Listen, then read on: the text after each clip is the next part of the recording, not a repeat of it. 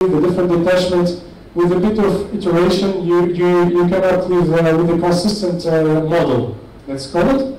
And the target, as I was talking about previously, first the hanging wall part of the Hualan Tanta, but actually we are targeting the footwall part of it. So this is the type of structure we are looking to explore as we have finished with the hanging wall part, which is the obvious one. So this is just to give you a flavor about what type of challenges we have to deal with in terms of interpretation and the end product. And from that, the idea was actually to engage the interpreters at very early stage when we came to the acquisition survey. So we're having the processor, the acquisition team, and the interpreter in the same cabin, actually, to look at the data in real time and start to think about the velocity model and what type of models we have to apply and to assess the quality of the data almost in a real-time case. So from that, we move to the third part, where we're going to compare between the data coming from a sensor versus the array. Just to put an example of this is a typical line across the forest. So as you can see, it's wiggly, and actually you cannot cut trees that have a diameter larger than 50 centimeters. So that's something you have to take care of when it comes to the survey. Okay, so the test. So the test was carried out along. So the test was carried out along a line, obviously perpendicular to the ridges from west to east. So all the this line is about 24 kilometers. So we have two lines of recorders. So the first recorder line, actually, as you can see here, is composed of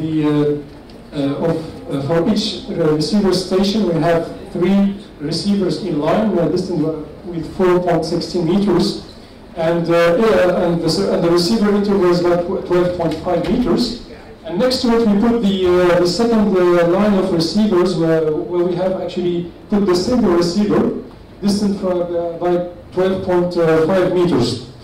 For the shooting, actually, the shooting was carried out within 4 kilometers, these 4 kilometers, but actually we tracked different sources in terms of charge and the whole depth. So we used, you can see all the details here, the resolution is a bit poor, so 2 kilograms, 5 kilograms, 8 kilograms at different hole depths, every 25 meters. And that's what so in this survey what we did what we call a hybrid shooting technique, where we use what we call the not strong source, because we believe that from the experience that the larger the source, actually, you will get more and more scattered noise and the surface noise, and that's going to be just adding more complexity. But at the same time, that's why we end up with 8 kilograms, 8 kilograms at 10 meters the whole depth. And then every 100 meters we use what we call a deep hole, where we use 15 kilograms of dynamite. And that's actually to get more energy from the deep target, and that's what we are looking for. Yeah. So this is the test line. It's too tight. Okay. So the array receiver, what we do is so simply because theoretically we improve the signal to noise by a ratio of n. So if you have 3 receivers, so that's the near root square of 3. We tend to improve the dynamic range, and by sending the signal from receiver, we will reduce the recording of surface wave. On the other hand, we know that everything is not flat, so we have to deal with the tilted surfaces. And for that reason, the waves will come to the receiver at different timing, which will lead to elimination of signal and have a low frequency and low amplitude. Adding to that, the single sensor, which is a coil one and not the MEMS, will have a higher sensitivity in low frequency domain. It has also a reduction in equipment rate, knowing that we use helicopter during these operations to to move the equipment around and the teams. So which means lower flying time, cost, and exposure. So that's to give you a flavor of the this is the spec of different receivers. This is the GS1, the single sensor, and this is the standard one. And you can see that we are using 3 gyrophones multiplied by 86 instead of 140 grams for the single receiver. That will give you at least half of the weight gain. In terms of sensitivity, you see here both the receivers will have resonance at 10 Hz. But we see that in the red, the green curve, which is the curve of the GS1, has better sensitivity compared to the standard receiver, which is good, especially for the low frequency when you know that we have a deeper target. So just an example of a shot point. To the left, I'm putting A, that's the shot point from gyrophone, and B, that's a shot point from single sensor. And I'm putting here on the right the spectrum of each shot. And we see we have typically very clear and nice very nice first break. You clearly see the wind effect or some noise next to the road. And in both cases, we clearly see that we have a lot of noise going on. But generally, we have more noise within the single sensor, and that's due to the sensitivity. We observe also that we have slightly better low frequency for the green curve, and also a much higher sensitivity at the high end of the frequency, which is not good for the noise. If I plot here apply a bandpass filter on the seismic data. So in green is the bandpass filter between 5 and 15, then 15 and 25 for the light blue, then 35 and 45, and so on. But we know that the most useful data would be between 5 and 15 in this case. You can see in both cases, so on the top you have array, and this is the GS1. In two of the cases we have actually the most dominant signal below 2 seconds. That's basically from the 5 to 15 Hz. But we see that the signal noise from the array is slightly better than the average from the single sensor. That's something. Acquisition, the conclusion was actually we will have to go ahead with the array design, given that it has a better signal to noise and better imaging at the depth of interest. And for that reason, we continued the acquisition using the array. Having said that, we've seen a very promising result from the single sensor. With a little bit of workflow, processing workflow adapted or tuned toward the single sensor with a better and refined velocity model, we can get to a better result even using the single sensor. In addition to that, we can definitely improve the station spacing, which will help us actually to acquire the noise itself, so to get a better sampling of the noise in order to be able to remove it. I would like to thank my colleagues from Chevrolet for allowing me to show their database, and thank you for your attention.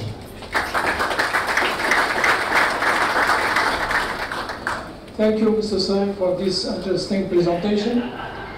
And I see the contribution of the 2D seismic in this such geological complex area. And we have just time for our attendees to ask Mr. Saib some questions. Okay. I have a while, thank you.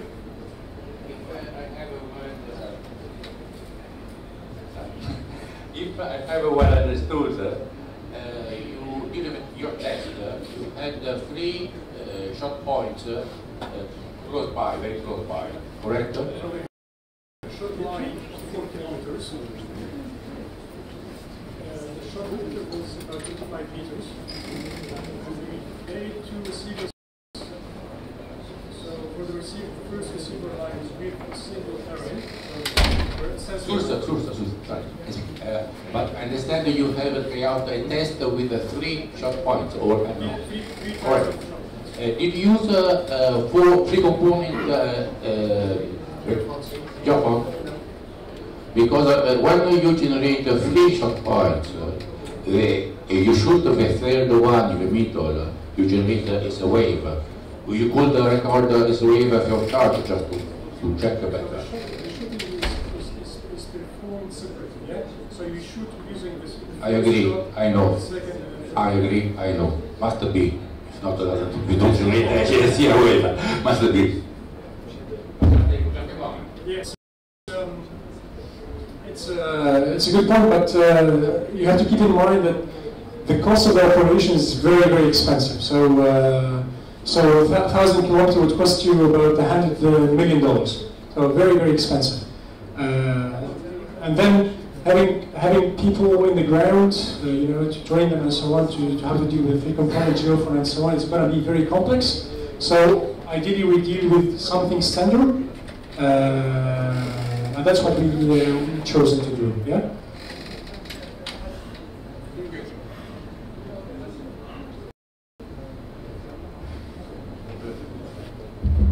Thank you for your presentation. Actually, I have a question. Have you tried instead of changing the spacing for your single sensor? It's try the other way around. It's decimate the array acquisition. Take one receiver station every two. So in order to compare both acquisition. The decimation itself is not possible from an operational point of view because you have to order all the equipment ahead, and we're talking about an escalation in cost. We're talking about more complexity for people working on the line. So the decimation is not possible because actually once you agree with the contractor, so on the specification of the recorders. It's going to be very, very difficult actually to change that. One, and two is in terms of management of stock and management of equipment on the ground and so on and so on. So maybe you can try that on the first. Would be interesting.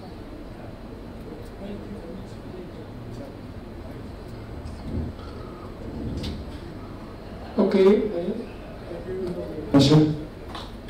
Okay, thank you, Mr. Sir. So let's move to the next presentation entitled Challenges and Solution of the Seismic Exploration in Northern Tunisia. The subject will be presented by Mr. Claudio Strobia. With a PhD in Applied Geophysics, Mr. Claudio Strobia worked as a researcher for Central Italy. Then in 2007 moved to Schlumberger in Cairo as senior research scientist for Western GECO, where he developed innovative processing techniques for dam seismic acquisition and processing. In 2013, he joined Total in France as seismic processing specialist. He founded Real-Time Seismic in 2016. There, he is a chief geophysicist and research scientist. His research interests and contributions are in complex data processing and challenging exploration workflows. More than 100 scientist papers with more than 1,500 citations. Mr. Strobia, you have 20 minutes for the presentation. You have the floor.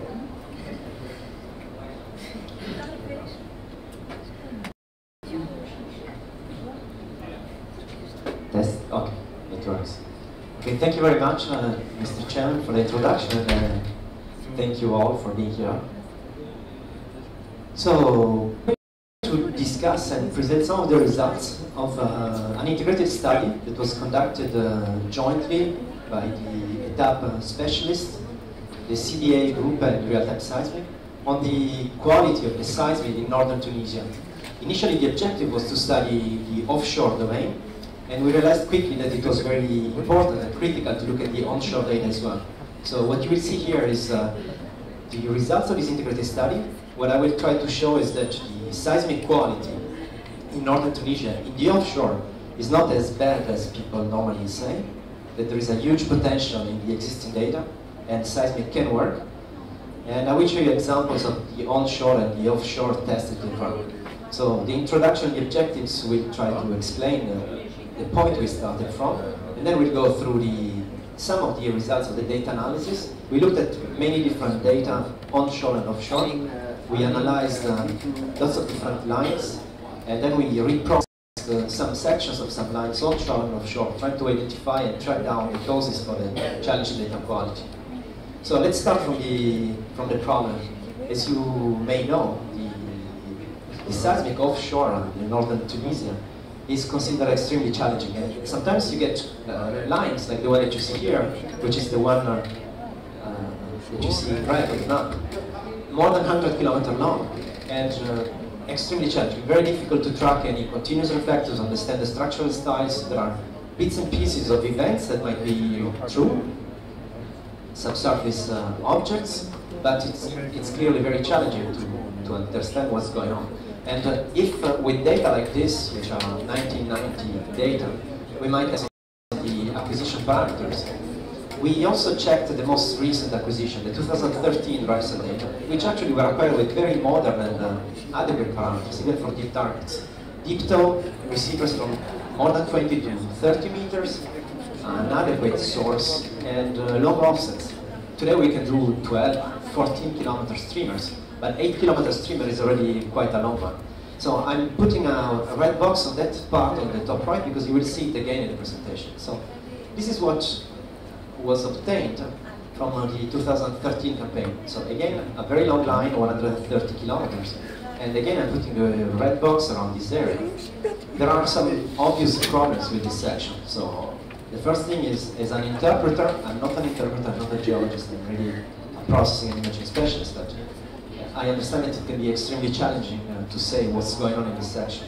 The only clear and continuous events are very shallow just below the seafloor.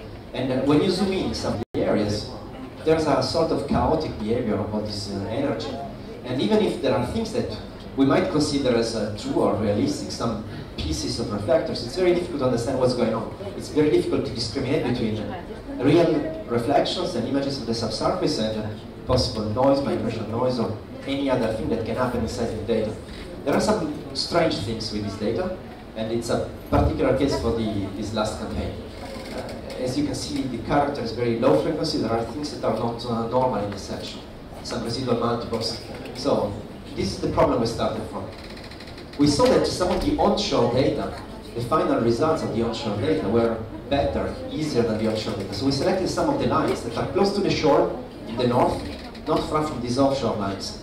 And the quality of the data onshore is quite typical, but I would say very good quality data. So you see here, I'm just flipping with primary and refractional signal studies, just to show that onshore you have extra complexity. But what you see is that you have very good signal-to-noise ratio up to the maximum offset, which is a very respectable 4.5 kilometers. So the quality of this data is particularly nice for onshore data, so the acquisition was probably accurate and well done. And what you see is that it's obvious that there is a large complexity in the subsurface, getting very close to the surface. So these very shifted hyperbolas indicate probably very steep reflectors close to the surface. So we started looking at the onshore to understand what are the different structural domains and type of heterogeneities that you can find. And what we did is trying to get velocity models for the near surface down to a few hundred meters with let's say modern approaches like that with tomography or full waveform inversion. For example, on a line which is about 50 kilometers long, we saw features that sometimes might even appear like artifacts, strange shapes and very large velocity contrast. But then in the discussions that we had with the structural geologists and all the field support from ETAP and their geological maps and sections, we found a geological section that was created along this line, studying the outcrops, the well data, the dips, and the match is quite interesting. So there are features that we see in terms of velocity that are really had been observed from the geology, from the shallow geology. So there are features that are quite encouraging. It means that this velocity complexity that we see onshore is something which is probably true, it's geological, and it's something that we expect to see offshore as well. So let's move to the offshore data. So if you're not used to look at raw shots, these are raw shot gather of this 2D acquisition, and they are good quality data. So the maximum offset is 8 kilometers. As you can see, there's not much incoherent noise. These are really raw data, so there's no processing in nothing, but a very, very mild low-cut filter.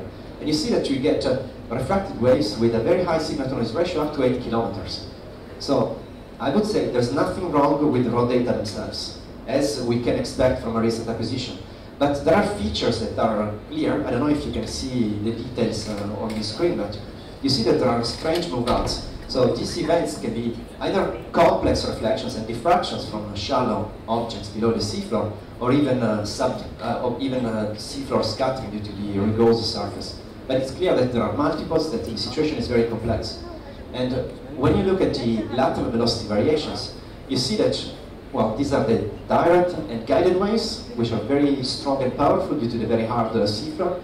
But you see that there's lots of energy there with very high velocities. Locally, 5,000 meters per second or 6,000 meters per second. And the variability is quite impressive. We have along a line changes from 6,000 to 2,000 over relatively short distances. When you look at those two gathers, well, you see that there are differences, but the complexity is even more evident when you get to some other parts of the lines, where this line going down there, this is the direct arrival in the water, sorry, it's a bit shifted, but it's water velocity direct, guided waves, and you have these very fast events with a very short crossover distance. And apparent velocities, I mean, it's shot on one side only, we still don't know exactly what is the subsurface velocity, but the apparent velocity is more than 6,000 meters per second. So either there's shallow salt below the seafloor or something, even if we correct for the potential up-dip effects, there's an incredible complexity in the subsea floor. So, other problem, extreme multiples. So these are not real sections, I'm just say stacking the multiples just to show how severe they can be. And when you count how many bounces you have, sometimes you get 16 bounces, so very high order multiples. And with these steep dips close to the seafloor, every multiple increases the dip by its order. You get an incredible mess of deep events superimposing on one another. And again, this is not something that happens only when you have modern data and deep tow. We look back at all data and see situations like this with, in some of the shallow water part, very, very severe reverberations that are an actual problem for some of the older processing approaches. So the problem looked quite clear, and what we saw is that even with a very, very quick, so a very fast track approach to result data, just to understand that if something better can be done, we saw that in all this mess of events with different dips all superimposed on one another, there are actually some events that are strong and coherent, and they are probably true subsurface events. Then I'll show you later what we can do reprocessing this data, but before getting to that, again, the same approach getting velocities. The line is very long, as I told you, more than 140. And the lateral velocity variations that we can see in the shots can be reconstructed in a velocity model, where you see this high velocity body there, maybe related to salt, I don't know. It's visible directly in the velocity model. This velocity model comes directly from the data. There's no interpretation, there's no processing. It's really completely data-driven, so it's something that we have to look at before even processing the data. So we searched many other different lines, and on some of the lines we just applied some final, let's say, post-migration enhancement on the existing sections. And you can see problems with residual multiples, but what is obvious is that just below this strong event, there is a big unconformity with locally very steep dips. And it's something that is seen in many different lines in this area. Sometimes series that are more than 2 seconds thick are going straight to this unconformity. And there are areas, so I'm putting in these points because this, you'll see what happens on the long line that we showed at the very beginning, just to try to convince you on the reprocessing potential. I believe that these are true. This has been discussed with the structural geologists and the experts in the area. And it's something that you will see appearing on the recent data. So, before moving to the offshore reprocessing, I will show some of the work that was done on the onshore data. So we searched for different lines, let's say well-oriented in the deep direction, in the strike direction, also trying to understand how severe can be the 2D nature of the data in a very likely 3D geological context. So there are geological maps. We know that we are not perfectly in the deep direction. We took data, so maybe you not really see, but probably in this area, I don't know exactly what was done on these sections. So these are all data. Probably they are just post-hoc migrated. We just started in terms of methodology, interpreting, and trying. The idea was to get questions from the interpreters, having hypotheses put on the sections, even things that as a processing geophysicist can't really see. They were saying, okay, there must be a fault here, this has to be like this has to be like that, this is salt or whatever. The data has been reprocessed in a sort of loop between the interpretation and the processing. And on this line, this is what we could get. So you see again the complexity, you see this same type of unconformity, which is, I mean, again, as a non-geologist, very similar to the one that we have seen offshore. We see that we can even image the fault planes, and again we see that the velocity has large lateral variations. You see that probably salt is coming close to the surface, and some features that we see as reflectors are well matching with the velocity model that, again, is not peaked, is something completely data-driven. So let's go to the offshore, because probably it's the most interesting part. What we have been trying to do is look at some of the data, try to see, with the data that looked more challenging, try to see what can be done. So we started from some of the simple parts of the data. The parts where, on the existing images, we can recognize clearly something. There's a basin, there are features that are, let's say, imaged. There are, I mean, if you are into processing and you see data like this, you start having some doubts. So the sea bottom is thick like this, it's not normal.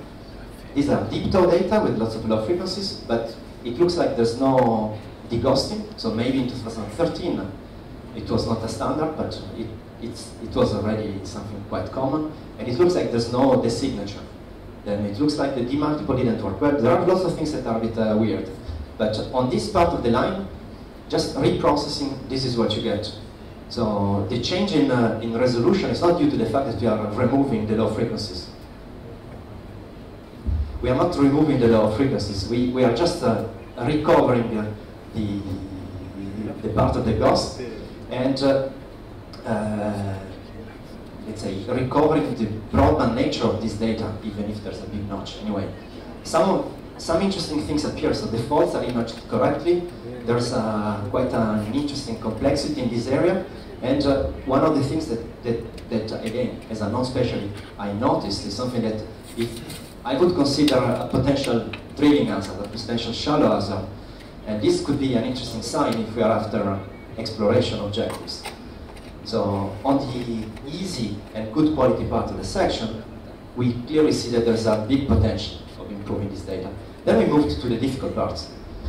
So we moved to this little basin that is visible on the very west part of the line. And there are things that we can try to interpret, but it's too ambiguous in this image. As you can see, there are events with dips, with conflicting dips, events that are crossing, there are residual multiples, water bottom multiples, different orders, there are internal multiples in the basin, there are lots of things that are really strange. And when you reprocess with a standard sequence this data, this is what you get. In this display you might not see it well, but I'll put a zoom in the next slide. So the key difference is that those dips are there, but they have only one direction. They dip in one direction. For the imaging experts that are in the room, you all know that it's very difficult to image something which is very steep and there. We might think that these are migration artifacts, you are close to the end of the line, but we are not that close to the end of the line. We are like 10, 15 kilometers. Even with a large aperture, this is quite shallow. It's very likely true. And also, this part of the line is here, is very close to an area where these almost vertical layers are outcropping. So it's very likely that these dips are actually true. And you can follow structures with very, very long wavelengths, with more than 20 kilometer wavelengths. So there are structures that are appearing now in this line. Then, when you look at other portions of the line, again, there are things that are quite surprising. I don't know if you can see, I think I put a zoom. I was a bit afraid of the resolution of the screen, so I put some close-ups. I think there's, no, it's not there. I've not put it here, but these type of features, they cannot be artifacts. These are true subsurface events. There's nothing, let's say, I can't see what could create something like this. It's clearly not a migration artifact. Is conformable with this, with these progradations, and this high velocity zone getting close to the seafloor is actually imaged in a decent way. And the dynamic of the section is quite interesting. There are features that are clearly standing out as high amplitude reflectors. There are also things that are quite interesting in these images. And again, coming back to one of the areas that we showed at the beginning, so I was saying, well, there are things that are probably true in there. And yes, I think these are true, because when you see what can be obtained, you see all these faults and blocks, and it's clearly, some of the features are clearly bounded by faults, so we can recognize lots of blocks in this image. And the data are not bad data. So, well, we have done lots of things. We cannot share everything, we cannot show everything, but I will show you one of the things that we have been testing in terms of survey design, but I hope the images already convinced you that the data are not so bad data, and seismic can work in this area. So, in terms of survey design, what we saw clearly is that these data are infested by multiples. And the seafloor is locally complex, sometimes it's not. So you get multiples with extremely high amplitude, very, let's say, simple move out, and a signal which is extremely complex, with very steep dips and things that are extremely weak in the data. So it's very difficult to get this part of the data out of all the coherent noise. So what we try to do is see, okay, let's imagine some scenarios and let's see how we can see those features. So we took some of the velocity models onshore, we added a sort of granularity to create more complexity, and we have run some full waveform simulations, adding potential targets at different depth under different possible velocity anomalies and velocity complexities.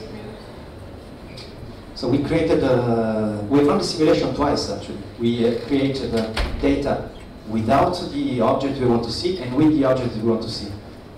So we can subtract and create the data of the target. So this is the approach that we've tried to use to try and understand what are the offsets we need, what is the migration aperture, how a certain object would look like in data, just to make sure that you do not remove the signal when you're trying to clean up your data. So, I don't know, it's very difficult to see. It's boosted up by a factor of 10 in a very simple acoustic model. And I can come to the conclusions. So, in terms of challenges, so what has not been shown here is that to get to this, we have looked at different data, we tried to test different scenarios, and all the usual suspects that are called when something is challenging. So people will tell, I know the source is not powerful enough, or no, the acquisition is wrong. So we try to look at the different steps, and I would say that the key challenge is that we have high velocities at the seafloor with large velocity variations. And this is producing extreme multiples, very powerful multiples that are bouncing for seconds in your data, and there are very large dips at shallow depth. So in this context, these marine data are as challenging as the footage data of Bolivia that were shown before. The signal is very weak and is hidden behind lots of coherent noise, which is multiples and guided waves. So it's very difficult to build a velocity model and use it to image the reflections. Onshore, to the complexity that we get in this offshore data, you have the extra challenges of statics, all the coherent noise, the surface waves, and the coherent noise that you get onshore. Our conclusion, and is something that has been discussed with ETAP, we looked at multiple data sets, is that the north offshore has a potential for seismic. We can't say that seismic doesn't work in this area. There's a potential, and there's first a potential for reprocessing. The potential for reprocessing is twofold. There are some recent data that probably have non-optimal processing. And there are some old data that have very basic processing. There are some very old lines that are not even migrated. So the database of ETAP is extremely interesting. It's 2D, but it's quite dense and rich. And to me, it's clearly a starting point. then what should be done? I would say a modern sequence. When you look at the deep toe data, of course we need the deghosting, we need the signature, and we need the high-end demultiple. When I say high-end demultiple, of course SRME, but also in some areas specific shallow water demultiple techniques. And onshore, even if it was in the initial scope, what we saw is that locally the standard practices and the local expertise on the onshore is probably very adequate to this data. And what has to be done with data like this is using modern foothill sequences, like the one that are used in Bolivia, for example, with a model-based near surface modeling, as much as possible as model-based statics, and an accurate velocity model building and imaging approaches. So that's the final slide. And thank you very much for your attention.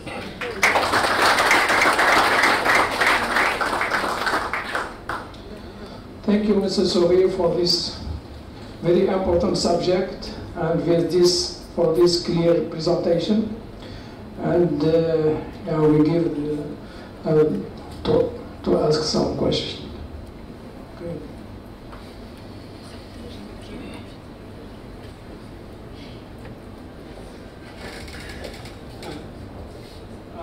First of all, thank you for sharing the results of this study. I have two questions. Classically, when dealing with this area, I mean, classically you're facing with the sealing event. So this is basically a solid formation. Below this formation, you see nothing. So the seismic energy is totally attenuated. So did you face this challenge in this project? And the second question is, how much aperture you had to take in order to be able to image the high steep depths? Thank you. Okay, so the first question is, yeah, there's probably shallow salt. Maybe it's not that thick. It's clearly something that creates illumination issues. But it's very rare that zero energy goes below the salt. So when you have very long offsets and a modern acquisition, there's lots of energy that stays in the shallow, and you see how powerful the guided waves are. So this is from the seafloor to the first strong reflectors. So in this displace you cannot see, but 95% of the energy is here in this component of the wave train. What is here is much, much weaker. And what is here, when you remove the multiples and you remove all the noise, there's very little energy that is still there. So the presence of a strong reflector in the overburden is something that, of course, is one of the key challenges. But as you have seen, there's energy that goes below the salt. As far as the migration and the aperture, the objects that the very steep layers are not that deep. So in terms of aperture, you can image this even with 2-3 kilometer aperture. This is quite shallow. But on this line, I tried very, very long apertures, like 10 kilometers. But for the deep part of the section, yes, it's necessary. For the shallow, the limit to the migration operator, the deep limit is the one that will kick in first. So this is not ideal for PSTN. So we see these velocity variations. We can expect lateral velocity variations. So it's a case where you should go to PSTN. And the images that you've seen are all in time, all PSTN. So the deep limit was set to the maximum possible, like 89 degrees. Then the migration operators, when you go to very steep dips, it's always a bit tricky in time, but it looks like something can be done.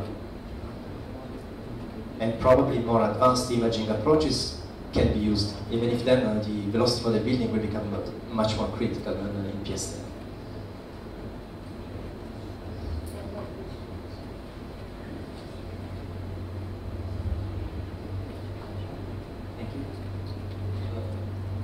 See clearly in your presentation that there is a clear enhancement of the seismic quality on the Mayo-Pliocene basin. But the most issue there, as related to the question of my colleague there, So we have this methane salt, and we do not see in the oldest, acquisition, nothing below the methane salt. Most of the, in terms of exploration, most of the cretaceous and Eocene reservoir, even the medium fish, sitting below the salt. So do you have, more advanced processing techniques in order to enhance more and more deeper section? So in some of the results that we are not really showing here, we see very deep objects and structures. I was mentioning very large structures with like more than 20 kilometers, let's say, wavelength below the salt. It's weak, so the recorded energy is weak because of all the complexity in the overburden and the presence of the salt. But something can be done. I think with this type of data, you will not get the, let's say, the spectacular images that you get in some other basins, very simple classic, but I think you will be able to delineate main structures. So getting more energy below the salt is a matter of acquisition parameters, let's say source, offsets. Something can be done better. Of course, 3D is better than 2D, of course, but with these two data, there's a big potential to understand the structures that at the moment has not, I think, have not been interpreted. So then there are results that have been discussed internally that are not all shared in this presentation, but there are very promising signs for deeper potential targets. Thank you. Yeah, and we move to the next presentation.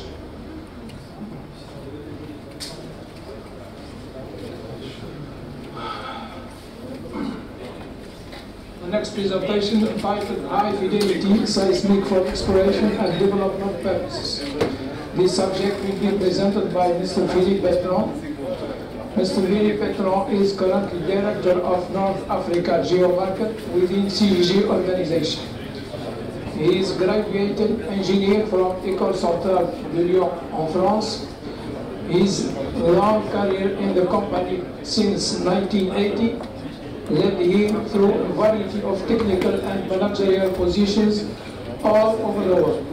He has been involved at different stages of his professional life in geophysical operations, data processing, software development, and technical marketing. Mr. Bertrand, you have 20 minutes for the presentation. You have the floor. Thank you, Mr. Delhat. So thank you for being here in this last session of the day, the conference. Can you hear me? So basically the purpose of this presentation is to show that there are ways to generate seismic data, and we are all aiming at generating high fidelity data for exploration and development purposes. And the aim is to try to generate data that can be used for both, which is not only for structural interpretation, but also for quantitative interpretation, attributes, and all. So the key, the angle under which I'm presenting is how the design of acquisition can impact the final results for quantitative interpretation or this sort of thing, so beyond structural. So today, when we design acquisition, there are basically four angles in that design. The illumination to the 3D narrow one. There is the data density. I will come back to this one because it is the key of the presentation. There is the bandwidth, the frequencies, whether your vibrator will go from 6 to 8 Hz, or from 2 to 8 Hz, whatever. So, and the energy you will inject into the ground through a number of vibrators, whatever, strip length, and this sort of thing. These are the four components which are supposed to deliver the sort of data you need for your final purpose. A quick comparison to show how acquisition can impact the result. This was produced by Shell in Egypt. So we acquired for them data in 3D in 2009, with a certain number of parameters, and they were not happy with that, so it was processed by Shell themselves. So they reprocessed it in 2014, were still disappointed with the result, and decided to reshoot a 3D on the same area. I'm not going to explain the detail of what was different. It was denser, it was single point, it was lower frequencies. They played with all 4 buttons, let's say. So you see, it is a huge impact, absolutely huge impact, same processing for the 2 sequence. So it shows that if at acquisition time you don't put in the data the information, processing will not extract it. And often we don't know where is the limit, it's not clear. Okay, so we are talking today of onshore. So before we reach the seismic section and final result, onshore as compared to offshore, we have to deal with surface conditions which are not always optimum. We've seen even a much worse case in Bolivia. And we have to deal with all sorts of perturbation of the waves in the near surface, ground guided waves, ground roll, all these things, distortions, diffractions of oil cat. So this is what makes the huge difference of quality between onshore and offshore.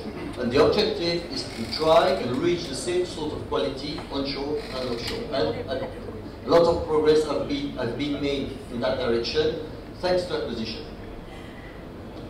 So there are two types of noise in a seismic survey. The noise, the ambient noise, as in the noise generated, the wind and this sort of thing. And there is a noise generated by our own source, the ground roll, for example. And the two of them have to be addressed a different way. Addressing the noise generated by a source by sending more energy into the subsurface is meaningless, because you will increase the energy in the noise as well. So basically, it's not the point. Increasing energy to fight against the wind, yes, increasing energy because your low reflectors are not visible and probably hidden by near surface noise is pointless. Nevertheless, very often the industry thought it's a problem of energy, and which we see today it's not a problem of energy in many cases. Okay, so this will be illustrated by a test we did in Tunisia a couple of years ago. So some of you in this room already saw these things. I apologize for them. So we took the opportunity of a project we're doing for ENI, acquiring data, and at the end of the acquisition, we shot the test on the 48 square kilometers using the same equipment, but we rearranged the equipment completely differently in order to have a comparison. So on the top left, this is the commercial acquisition. So it was based, the main parameters, it was, we had 4 vibrators per array, 36 second sweeps, 12 geophones per string, so very conventional, I would say. And the line distance between lines was 280 meters. So the red is the shot point, the blue is the receipt. And with the same equipment, we shot the same 48 square kilometer area. This time with a single vibrators, so we put one shot point every 30 meters in both directions, so dance grid. And we changed a bit the receivers, a bit closer lines, and we kept only 6 geophones per string, and on shorter sweeps. So you see, only one vibrator per shot point, but still we reduce the sweep length. So just to show it's not a problem of energy. And we put a bit of low frequency, but it was not really the purpose of the test. And from this very dense data set on the bottom right, we have extracted 2 decimations at processing time, so that we can compare in the end 4 geometries. So we have the top 4 on the top left, that's the original one, and we have 3 geometries. The top right we call B for the rest of the presentation is a cross-spread geometry, but denser than the original one, with single vibrators, because these are the source. The bottom left, we kept the carpet shooting, so we kept all the shot points and reduce the number of receivers by having one receiver only every 150 meter on the grid. It's called the nodal geometry, and the full data set, the D. So please remember these names A, B, C, D, because all the comparisons we'll see afterwards will be based on that. So A is the original, D is the, let's say, the reference, because it is much denser, so it has to be best than anybody else. And B and C we'll see. The data density of those four data sets is different. So what is the data density? For acquisition people, data density is the number of shot points per square kilometer times the number of active channels in the spread. So if you have 100 APs times 5,000 channels, you have 500,000 traces per square kilometer. The processing people will take the fold, so how many traces in a bin, times the number of bits per square kilometer. You get exactly the same result. So they will fight together to know which one is best, but it is exactly the same. So the A dataset is 0.36 million traces per square. B and C are exactly the same with 3.7 million traces per square. Low energy traces, because these are one vibrator traces. And D is the very dense 18 million traces per square. That's the original. So now let's compare all these data sets. Let's see the differences. So first comparison. So all four data sets went through exactly the same sequence, so that the difference comes only from acquisition. We could have optimized each of them in processing stage, which we have not done intentionally. So when we see that A, B, C, D, A is obviously not as good as the other one, but depending on my objective, if my objective is pure structural interpretation, and until I know the price, maybe I would say, okay, A is enough for me, for the time being. Tell me the price, and I will tell you the one I like. So let's say, so B, C, D are obviously better. B, C, and D, and are not that different. This is the striking thing. They are not that different. So we start to see there is a concern about A. The time slice. So no real conclusion, I would say, from a time slice. It's more or less equivalent. Another test we made, we loaded the 4 blocks or the 4 cubes, process cubes on the workstation for interpretation, and we tried the automatic picker just to see how the automatic picker reacted on 3 horizons. So we selected 3 horizons. So the A, so basically we see the automatic picker doesn't really work on the deeper events. Now B and C. So immediately we see B and C are much better. So let's say it shows that it's what I tried to explain from the beginning of that presentation. There are ways to image deep reflectors by adjusting acquisition. So that starts to get interesting. Another comparison is selected an horizon, extracted amplitude along these horizons, and see how they behave. So now we start having a real concern about A. So D being the difference, D being the reference, B and C are much pretty similar to D. So I don't know the price, I will still not reserve my judgment, but B and C are reassuring. While A, I'm starting to lose all confidence in A when I see that, and I have not got to the next step. This is porosity computed from P impedance. So this time it's clear. So B, C, D are usable. A is not usable for this sort of application. If we had to decide wells, basically we would have more or less taken the same decisions between B, C, and D. That would not be that different. While on A, I'm not even sure I would have decided to drill. This test here, it's a QC of inversion. So it's a stratigraphic inversion. So basically it's to test the coherency of the inversion algorithm. It has no geological meaning.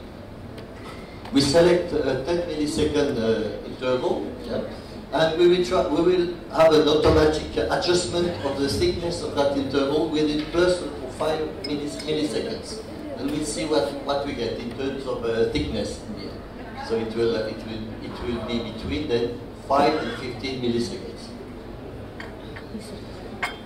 So that's what we get. So A is it's a random. Well, it's B and C, B, C, D get very similar results. So it means in terms of confidence in the results of B, C, and D, I can't be confident. Let's say. While if I do that test on A, I would not be confident on the results of my inversion. AVO, so we've computed the gradient for the purpose of the same comparison. So again, the same conclusion, BCD more or less play in the same league, and A is not so useful. And the last one will be about anisotropy, and if in some areas we need to study the fracturation. So we much more details about what was done, but I don't have time. So we display here small plates which show the intensity of the fractures and the direction. So it's clear that when we see D and we see the same, the fractures are all in one direction. So D is excellent in that regard, the output. B and C, they show the same direction, but they are holes. So we see it is really the one where D makes the difference, really makes the difference, when we try to study this fracturation. And A is random. So if we compare those 4 data sets now, so we basically we can say A is bad, D is being the reference, it's good, it's the best we could get at least, and B and C are in between. Sometimes B is better than C, and conversely. So the interesting thing is that B and C are two of them use the same trace density. A, I remind you, is 360,000 traces. B and C is 3.7 million traces, and D 18 million traces. So B and C have that in common, that they have the same density. So it is to attract your attention on the fact that there are different ways to construct the density. What counts is the density you get, and you will construct that density in order, while taking into account the constraints of the acquisition field, the field itself. So sometimes B would be easier, sometimes C will be easier. Let's keep in mind that C and D can be implemented because it is carpet shooting, so a very dense grid of shot points, only on flat terrain and in desert environment, while B is a cross-spread acquisition design, very standard, which can work about everywhere, in sand dunes, in wherever.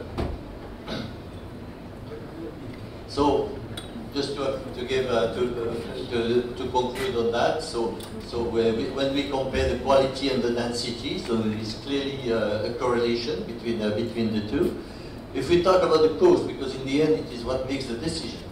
At that time, because this test was done a couple of years ago, at that time, B and A, B could have been done at the same price as A.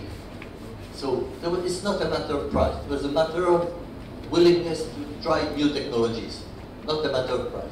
C would have been a bit more expensive, and D would have been significantly more expensive. With the new technologies, the high productivity techniques, blended acquisition and all that, which I will not develop today, on the flat terrain, you could have D at the same price. So the very dense data could be acquired today on the flat terrain. I'm not saying that in the sand dune, because we have other things in Bolivia. But that's important to, in the end, what counts is the density, and there are ways today to acquire high productivity data, very dense data at low, let's say, additional cost, at least in easy terrain. And this is really where you get the improvement on the final result, especially for reservoir characterization application. So, one thing to remind, better acquire dense and low energy than sparse and high energy. If I have a room like this one, I have the choice between having 20 spots of 100 watts each or 200 spots of 10 watts each. Please choose the 200 spots, 10 watts each. That's the lesson to be learned from that presentation. The energy of the source is not critical. It's not the most critical thing. The density, the improvement you can get from the density is much more. So, just to come back to the initial slide, so what are the key improvement factors of seismic acquisition today, where the most advances have been achieved by the industry recently, is the density and the bandwidth, so the ability to generate low frequency and high frequency. That's easier. The low frequency was a big problem. It's no longer a problem with the right technology.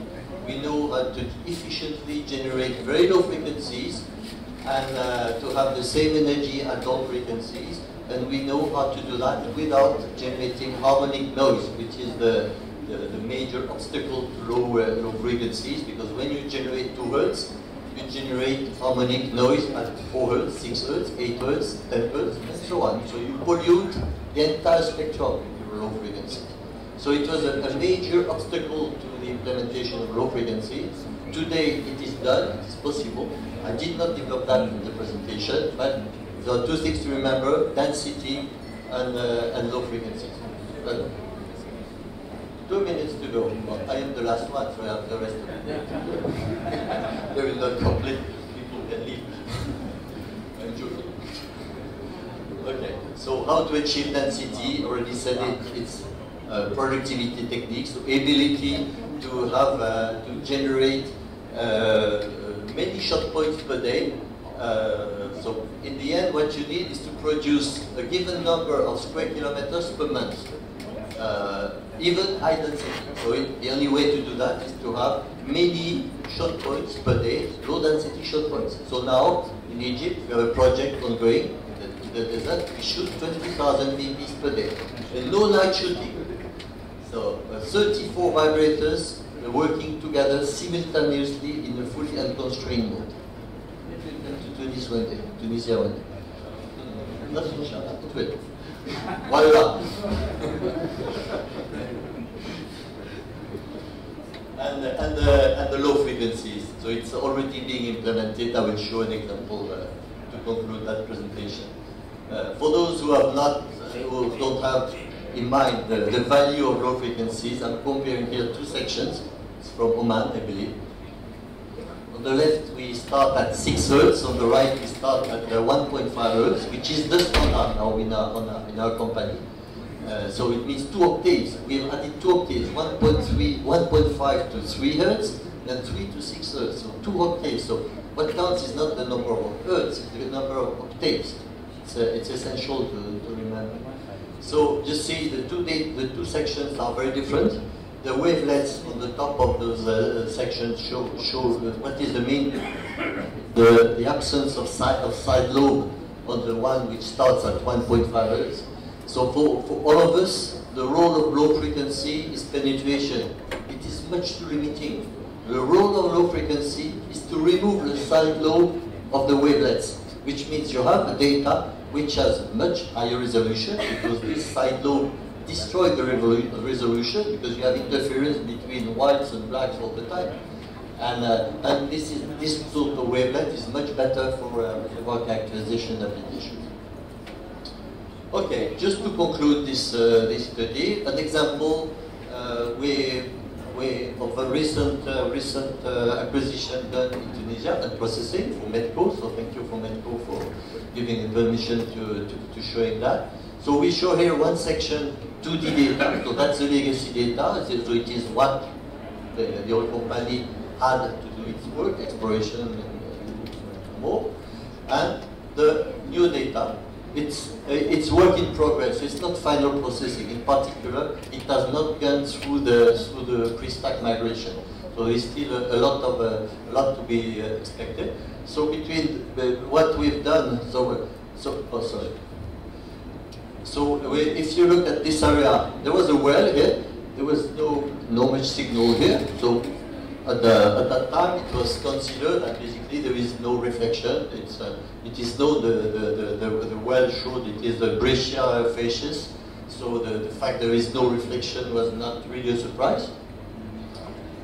When we process the data, that's different, because here we see this is your observation. So very rarely image in this country.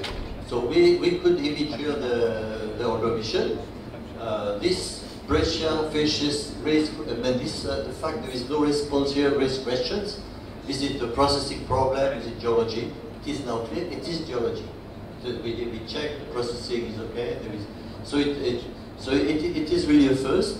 This we use here low frequencies. We use here some single vibrators and this sort of things. So a number of things which I've presented before. We use this concept. We use. It's not exact science, but in the end, it shows a real improvement, and we are confident that after pre-stack migration, it will be better.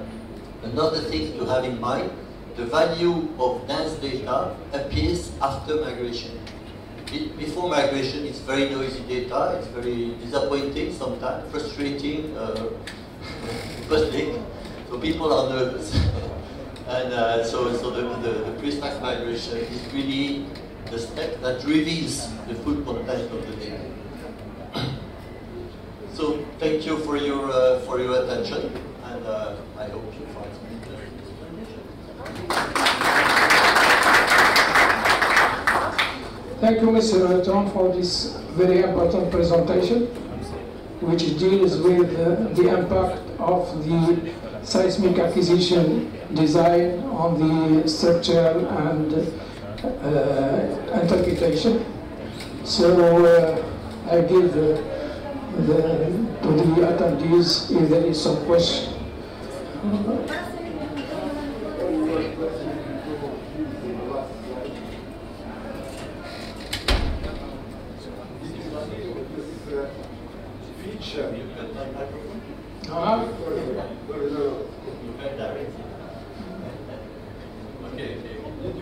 The same feature in east-west line. I cannot answer. I have not worked on that project. There are some people in this room who worked on that project. Maybe they will answer, maybe they will not. No answer. If the pressure that Philip has talked about is in the Triassic, not in the Ordovician. And in the Ordovician, all the dome is characterized by many forms of fracture. And now we don't know what is the cause of this sculpture. Which is the by your eye? Yes, You got your answer? Any other question? If there is one keyword to remember, quality of seismic relies on diversity of ray paths, which means as many traces as possible, as many offsets as possible, as many azimuths as possible, as long offsets as possible, and as many frequencies as possible. So one word, diversity. And the processing will take advantage of that diversity. If you don't give that diversity to processing, they will not invent it. How many vibrators? Today we can work with 20, 30 vibrators together. It depends on the size of the survey. If it's 200 square kilometers, you will not bring 40 vibrators.